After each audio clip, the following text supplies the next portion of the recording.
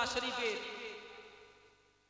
ভাইজান পীরজাদা আলহাজ হযরত মাওলানা জুনায়েদ সিদ্দিকী ভাইজান বাঁকুড়াতে হেনস্থ করা হলো। সে কি হেনস্থ?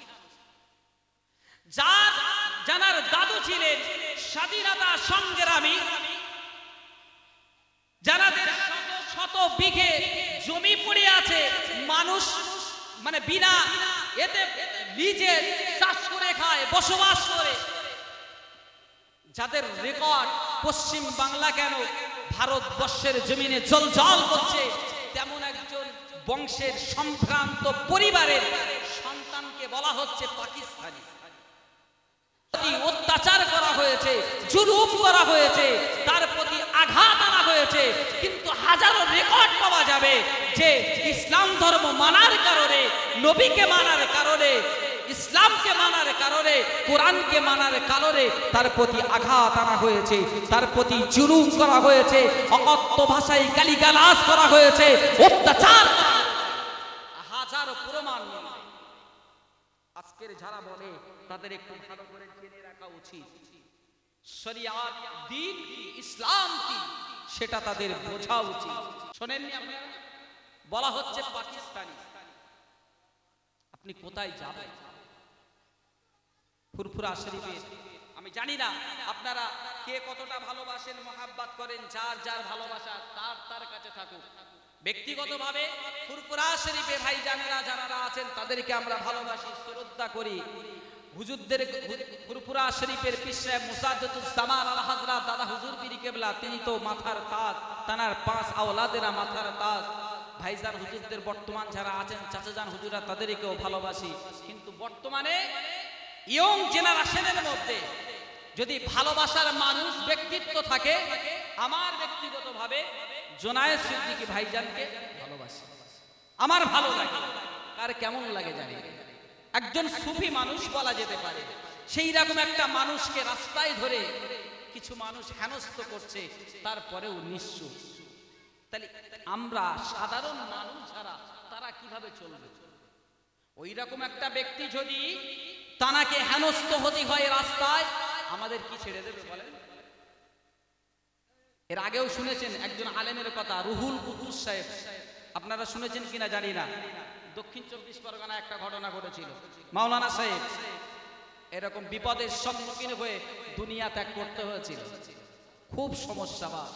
আজকের সমস্যা একটা জায়গায়, সে জায়গাটা হলো যে আজকের আমরা আমাদের নিজের কওমকে ভুলে আজকের অন্য কওমকে অনুসরণ বেশি করছি, অন্য কওমের হাতকে বেশি মজবুত করছি, যে কারণে আজকের আমার মনে হয় বিপদ মুসিবত গুলো আমাদের কাছে বেশি চলে আসছে। আপনাদের কি মতামত আমি জানি না। তাই আমি সকলের কাছে, মায়েদের, বোনেদের কাছে অনুরোধ করব, আল্লাহর রাস্তায়, দ্বীনের রাস্তায় একটু ফিরে আসেন। পরিস্থিতি খুব একটা ভালো না, পরিস্থিতি খুব একটা ভালো না, অতএব ফিরে আসেন।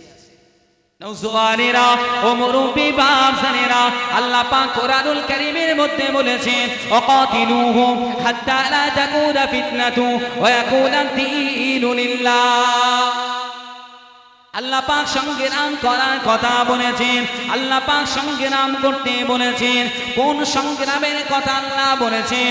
আবার আল্লাহ পাক কোরআনুল কারীমে বলেছেন, হে আমার বান্দারা, হে আমার বান্দিরা, হে আমার বান্দারা, হে আমার বান্দিরা, তোমরা সংগ্রাম করো, সংগ্রাম করো। কোন সংগ্রাম করবে? যখন দেখবে তোমার জাতির প্রতি আঘাত আনা হচ্ছে, যখন দেখবে তোমার দ্বীনের প্রতি আঘাত আনা হচ্ছে, যখন দেখবে তোমার কওমের প্রতি আঘাত আনা হচ্ছে, হে আমার বান্দারা, হে আমার বান্দিরা, ওই সময় তোমরা ঐক্যের সাথে তোমরা সন্ত্রাসের বিরুদ্ধে সংগ্রাম করো, সন্ত্রাসের বিরুদ্ধে সংগ্রাম করো। ওই ফিতনা থেকে বাঁচার জন্য তোমরা সংগ্রাম করো। কোন সময় পর্যন্ত সংগ্রাম করবে? যে সময় না পর্যন্ত ওই সন্ত্রাস, ওই ফিতনাটা তোমাদের সমাজ থেকে দূরীভূত হয়ে যায়, তোমাদের সমাজ থেকে সরে যায়, তোমাদের সমাজ থেকে চলে যায়, ওই সময় পর্যন্ত তোমরা সংগ্রাম চালিয়ে যাও। আজকে সেই সংগ্রাম কোথায়? আজকে আমাদের নিজের বাপ বেটাই মিল নেই, সঙ্গে না কি করবে আপনি? এই মিল না থাকার কারণে আজকে তো আমরা ক্ষতিগ্রস্ত। আজকের বাপ বেটাই মিল নেই আমাদের, যে কারণে আজকের আমাদের উপরে আঙুল তুলতে মানুষের দ্বিধাবোধ হয় না। আমি যে কথা বললাম, পৃথিবীর নজির নেই এমন। আপনি বলেন, আমরা তো এখন সোশ্যাল মিডিয়ার যুগের মানুষ হয়েছি নাকি? সোশ্যাল মিডিয়ার যুগের মানুষ না আমরা? আজকের বলেন কত অন্য জাতির অন্য ধর্ম অবলম্বী ব্যক্তি তারা কোরআনকে অপমান করছে, নবীকে অপমান করছে, তারা কত কিছু করছে দ্বীন শরিয়াত নিয়ে, নবীকে নিয়ে, ওলিদেরকে নিয়ে, আলেমদেরকে নিয়ে। আচ্ছা, আমাদের কি রাগ নেই? আমাদের কি রাগ নেই? আমরা তো সেই খালিদ বিন ওলীদের উত্তরসূরি, ওমরে ফারুকের উত্তরসূরি, আমরা কি দেখিয়ে দিতে পারি না? কিন্তু আমার ইসলাম সেটা শেখায় না। আমার ইসলাম সন্ত্রাসীর প্রশ্রয় দেয় না, আমার ইসলাম এটা শিক্ষা দেয় না। তাই বলে এটা ভেবে নিলে হবে না যে আমরা দুর্বল। আমরাও চাইলে কিছু না কিছু করতে পারি, কিন্তু লাভ কি? আমার শরিয়াত তো নিষেধ করছে।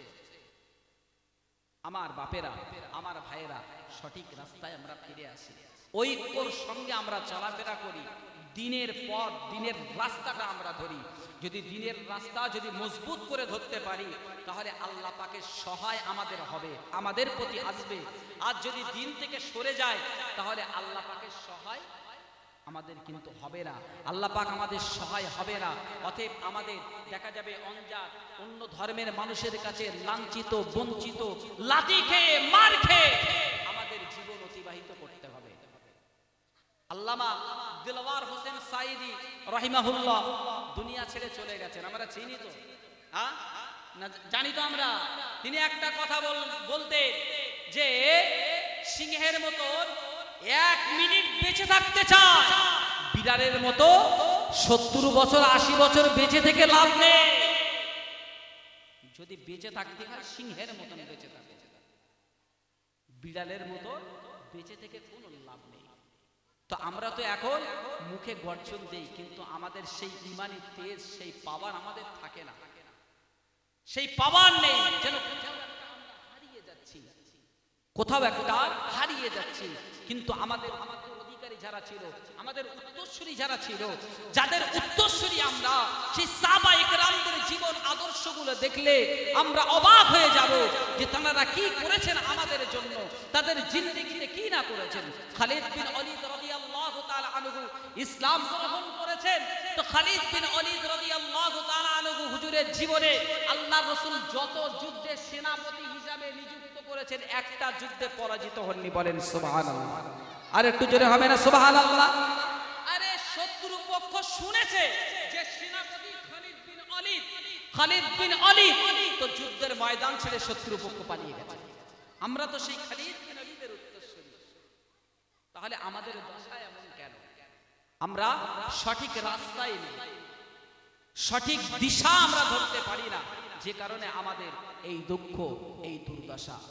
আজকের জানেন খুব দুঃখ লেগেছে, খুব কষ্ট, খুব ভয়, একটা ভয় যে ফুরফুরা আওলাদে মুজাদ্দিদুল জামান তারা যখন সেফটিতে ঘুরতে পারে না, আমরা কিনা